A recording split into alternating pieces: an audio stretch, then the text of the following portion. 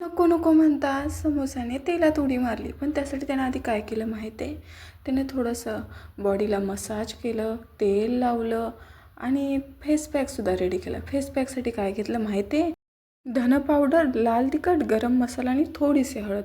त्याचा मस्त face pack केला आणि त्याने लावला. कारण माहीत आहे काय त्याचं? किस बात के लिए खुश हो इतना? आज मेरा बर्थडे। तो कौन सा तीर मारा?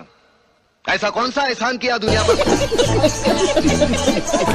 कंट्रोल। म्हटलं येस म्हणजे काय झालं, हिचा नवरा डावखुरा होता आणि तुम्ही उजव्याताना जेवताय.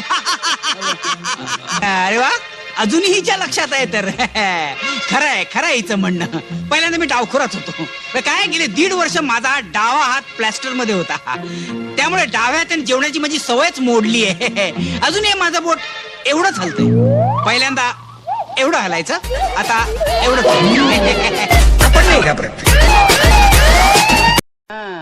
आचार्याची बायको वेडी काय, आचार्याच्या जानव्याला किल्ली काय, जानव्याची किल्ली वेडी काय, बायकोची जानवी आचारी काय.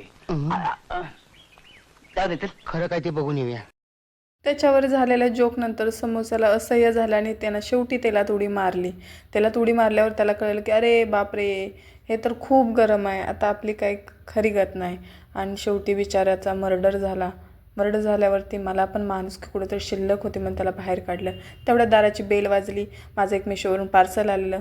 ते पार्सल मी ओपन केलं आणि बघायचं आहे काय आहे. सगळ्यांना आवडेल असं माझी आवडती भगवद्गीता आलेली. तिचं मी ओपनिंग केलं, तुम्हालाही दाखवले. तुम्हाला आवडली तर नक्की सांगा आणि तुम्हाला ह्याची लिंक हवी असेल तरी मागू शकता.